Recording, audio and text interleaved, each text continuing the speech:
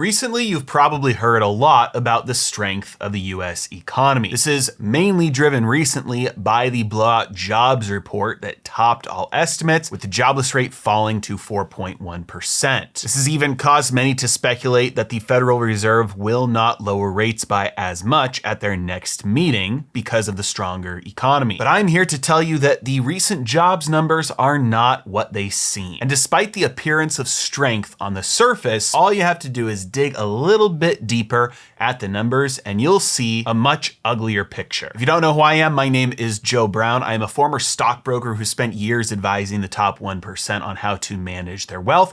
And after I made enough money to leave that corporate world behind, I turned my attention to teaching people financial strategies that exist outside the mainstream, things you'd never hear from your typical broker or advisor. The first thing I'd like to point your attention to from the jobs report is the number of people who work full-time in this country. This is a chart that goes back all the way to 1970, and you can see over time the number of people who usually work full-time usually grows. Now, this is something you would expect with a growing population, that there would be more people working full-time. What you'll notice is there are certain times when this number dips down, like in 1970, in 74, in 79, in 81 and 82, in 1990, in 2001, in 08 and 09, and a severe drop in 2020. What you'll probably also notice about every single one of those drops in full-time employment is there's this big gray bar happening at the exact same time. Those gray bars are when recessions were taking place. Okay. Keep that in mind. Now let's take a look back at the chart and let's focus in on the job trend from 2010 all the way through 2019.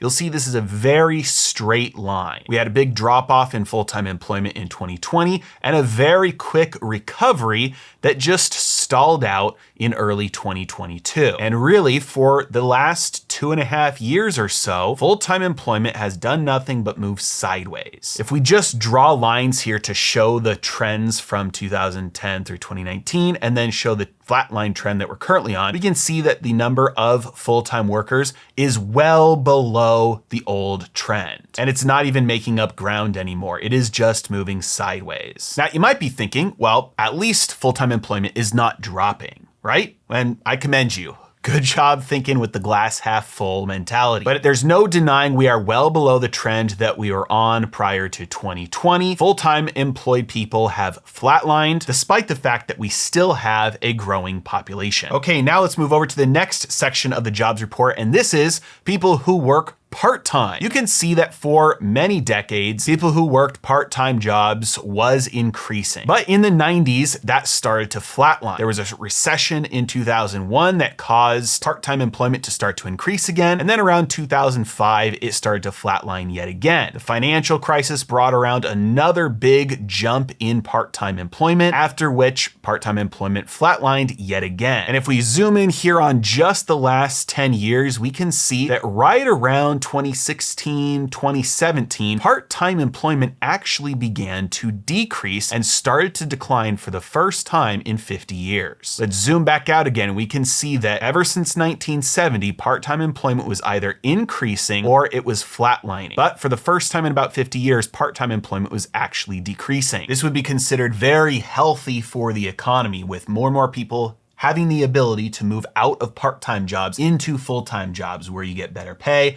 and benefits. After the big drop-off and quick recovery in part-time work that happened after 2020, we have seen a new trend with part-time work established, with it rising and rising continuously. We can plot these trend lines as well, and even without accounting for the decline in part-time employment that started in about 2017 and 2018, even if we just go straight sideways and assume that part-time employment could have moved sideways from there, we are still well above the old trend now and moving higher. All else being equal, if you see in an economy an increase in part-time work and a decrease or even a flatlining in full-time work, that is a sign of weakness for the economy. More and more people moving out of full-time jobs with better pay and better benefits into part-time jobs with worse pay, worse hours, worse benefits. Okay, so to recap up to this point, with full-time work, we are below trend and flatlining. That is bad. With part-time work, we are above trend and rising. That is also bad. Now, you might be thinking at this point, if people are losing full-time jobs and getting part-time jobs instead, they're taking big pay cuts, so how in the world are people still able to afford things, especially with all the inflation we've had over the last few years? And that's as a result of people picking up multiple part-time jobs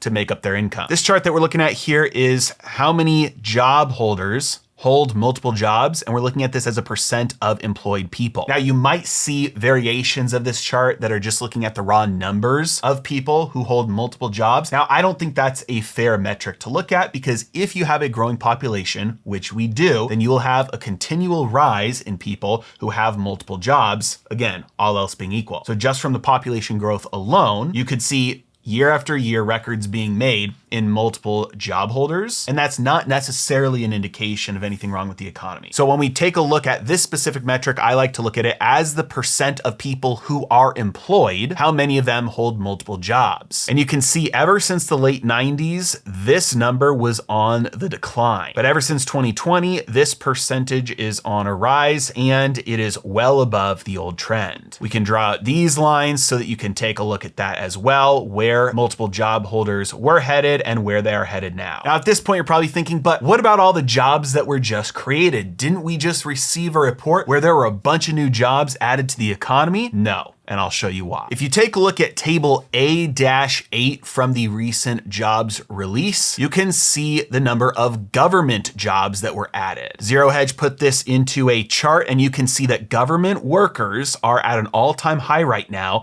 And September of 2024 was the biggest increase in government jobs in 1 month on record outside of 2020. Now, many people are unaware of the fact that government jobs are a net drain on the economy, not like private sector jobs. With a real job, a person's salary is going to be paid for with profits. If a company does not continue to make money, it will not be able to continue to employ people. Therefore, jobs exist as a result of profit. But where does that profit come from? When two individuals freely exchange with each other, they both are better off as a result. Otherwise, they would not engage in that exchange to begin with. This means in the world that we live in, wealth is not a zero-sum game. It is positive sum, meaning it can be created or it can be destroyed. It also means that value is subjective. So when you go to In-N-Out and you order 3 burgers, it's not because those 3 burgers are objectively worth more than your $15. It's because those 3 burgers are subjectively worth more than that $15. But after you eat, you're going to be full. So the next 3 burgers, even the next 1 burger, is not worth more than the next $5 to you. You'd rather keep the $5. That is how value works. That is how exchange works.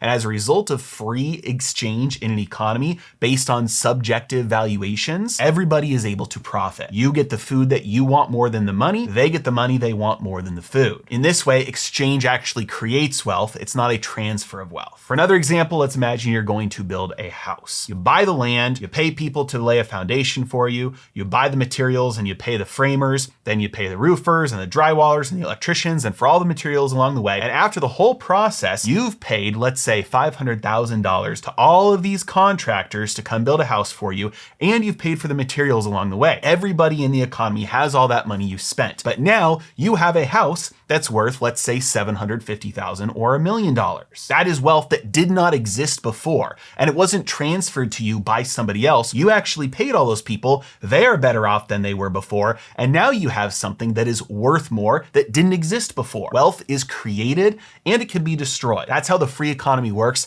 and that's why jobs in a free economy are a result of wealth production. However, government jobs are a different story. When you get a job with the government, you are not being paid out of profits, you are being paid out of theft. In other words, somebody takes money away from somebody else and then gives it to you. So number one, the way that government employees are paid is through a wealth transfer, because it is being taken from somebody, given to somebody else. By definition, being taken from somebody who produces and makes wealth in the economy, given to somebody else who by definition is not producing wealth and contributing to the economy. Now, don't get me wrong. I am not arguing that all government jobs shouldn't exist. I'm simply explaining the mechanics of what is actually happening. I can make that other argument at a different time. But that is not where it stops, because almost every single government job that exists by making it harder for productive people in the real economy to produce wealth. Which means that if every government employee was simply paid to just sit at their desk and do absolutely nothing, that would result in a stronger economy than the way that the government currently runs by having government employees actually do something. So both of these factors mean that government jobs are a net drain on wealth on the economy, because they are paid through a wealth transfer away from the productive sector of the economy and into the hands of the definitionally non-productive, and because of what those very jobs